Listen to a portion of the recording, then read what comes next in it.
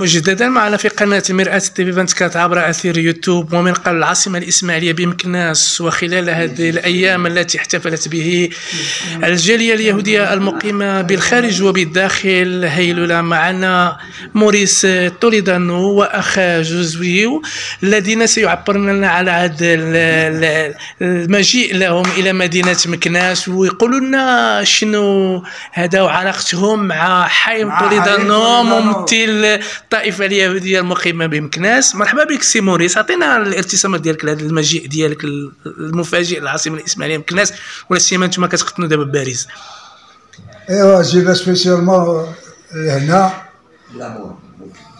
باش نقبلوا خويما اللي فطر هنا في مكناس، وجيت وبحديد بديت نعمل محتاج باش نعبيه ينتفون في إسرائيل. وملي وصلت باش نخلص لوبيتال ولي فري باش نديو ترانسفير، قالت لي البنكة Monsieur Toledano, on ne peut pas vous payer parce que votre oncle il est décédé. Alors j'avais des difficultés, j'avais pas l'argent sur moi, ni chéquier sur moi, et j'ai eu l'idée d'aller voir Monsieur Haïm Toledano, qui me connaissait pas, il connaissait mes parents, mais pas moi. Et quand je lui ai parlé de l'affaire, il a sauté de sa chaise, il me dit « Pourquoi tu es parti voir ces gens alors que je suis ici ?» J'ai dit « Monsieur Toledano, je ne vous ai pas connu et je viens maintenant spécialement pour vous. Et maintenant voilà l'affaire, comment ça s'est passé. » Il s'est levé, il a commencé à téléphoner et il est parti, il a fait le nécessaire pour amener les gens compétents pour faire le transfert. Et finalement, هو اللي سلف لي عليا الفلوس وما كيعرفنيش, il m'a fait confiance, et c'est lui qui a fait les démarches pour amener mon oncle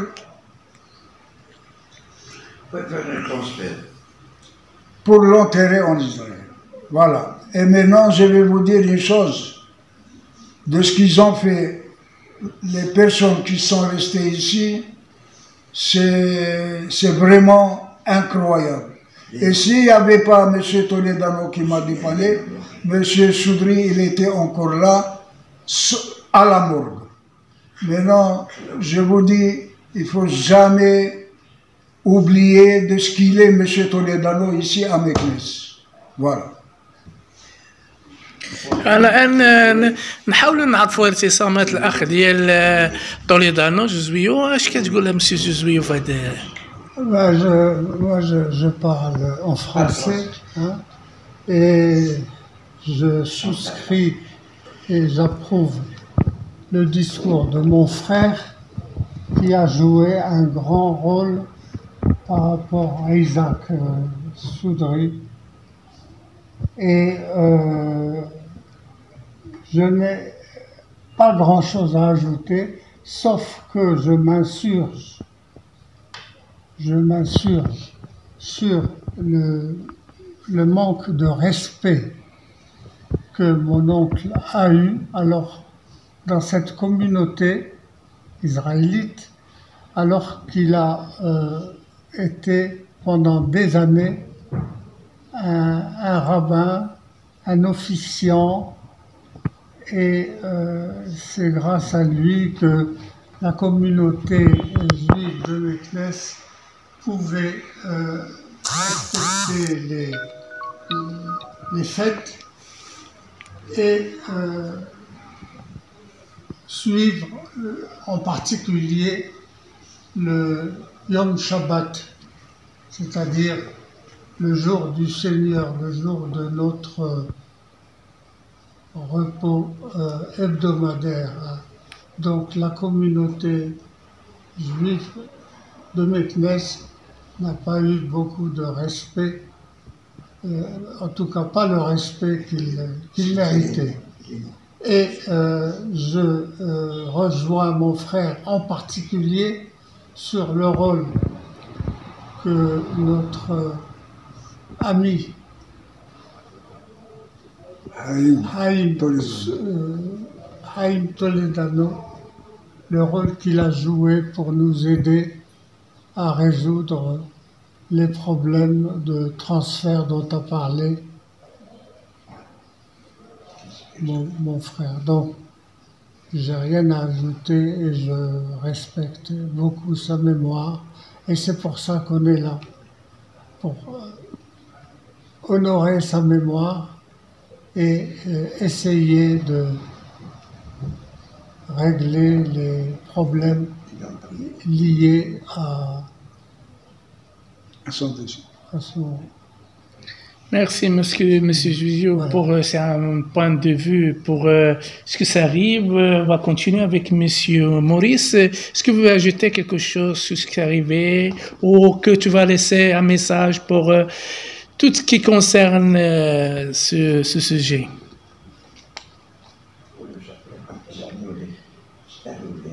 Ça veut dire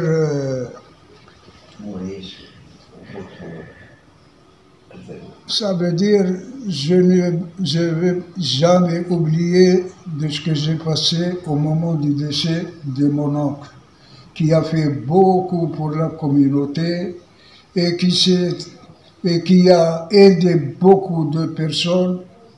Et il n'y a pas de différence entre un juif et un arabe. Celui qui était toujours en difficulté, il a donné toujours un coup de main. Et finalement, ils ont négligé son décès. Je ne sais pas si je m'exprime bien, mais je sais que vous me comprenez de ce que je sens. Parce qu'un monsieur comme ça qui a fait du bien, et au moment de son décès, ils l'ont négligé, alors là, c'est vraiment une catastrophe. Et je vais vous dire encore une chose, je répète, moi, j'ai le sang de notre communauté, mais je vais vous dire, ceux qui m'ont aidé, en premier, c'est M. Toledano Haïm, que je n'oublierai jamais, et beaucoup d'Arabes marocains qui m'ont aidé à l'enterrement de mon oncle. Voilà. C'est bien. Alors, est-ce que quels gens de votre sont des Marocaines de votre côté juif qui vont demander des casse-pièces d'argent, etc. Des gens qui a donné de l'argent, etc. pour ce... Eh ben, c'est M. Haïm Toledano qui s'est sans me connaître, il m'a avancé l'argent alors qu'il ne me connaissait pas. Je ne sais pas s'il y a quelqu'un d'autre qui peut faire cette mitzvah-là de ce qu'il a fait, M. Toledano Haïm. Voilà. Est-ce que c'est vrai qu'il y a des gens de votre côté juif qui ont demandé de l'argent avant M. Haïm Toledano? Ça veut dire la personne qui m'a demandé de l'argent, je ne vais pas le prononcer parce que c'est grave pour lui, mais Haïm m'a éclairé comme quoi ici au Maroc, les Juifs, ils ne payent pas le Hebra Kadisha, c'est gratuit. Et la personne que je ne vais pas nommer, il a voulu m'escroquer 6 millions. Et c'est grâce à Haïm Toledano qui m'a bloqué en me disant comme quoi, ici, les Juifs du Maroc, ils ne payent pas la Hebra Kadisha. Oui, mais et des gens qui sont ici à Meknès, peut-être que je ne connais pas les noms, etc. Vous avez tombé dans un piège ou des problématiques avec quelqu'un? Non, non. La problématique, le problème, c'est les gens qui ont voulu escroquer, que je ne vais pas nommer. Tu le connais Je les connais, mais c'est grâce à Haïm Toledano qui m'a expliqué ou il m'a éclairé des choses que je me suis retenu et j'ai gagné grâce à lui 6 millions d'euros. Alors le sujet est clair et tout ce qui arrive à la ville de Meknès. Et c'est de passage à M. Haïm Toledano avec avec M. Maurice Toledano. Je suis au Toledano, vous suis ravi et soyez les bienvenus à Al-Mir'at TV 24 à notre sujet. Merci et soyez les bienvenus. Alors, j'ai donc, pendant que mon oncle agonisait et se faisait donc soigner dans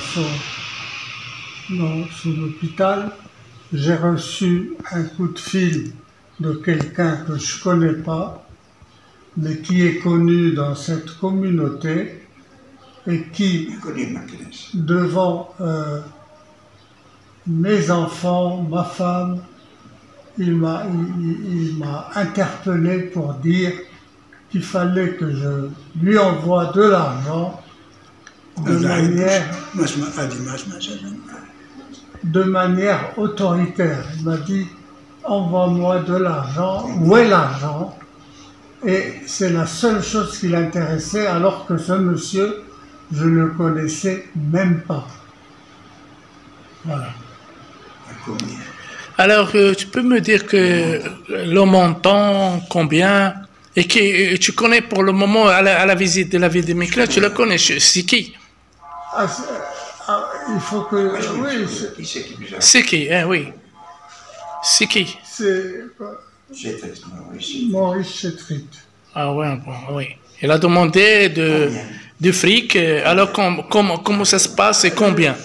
Il m'a même pas dit combien, il m'a dit où est l'argent, comme si j'étais un voleur. Comme si je devais de l'argent automatiquement au moindre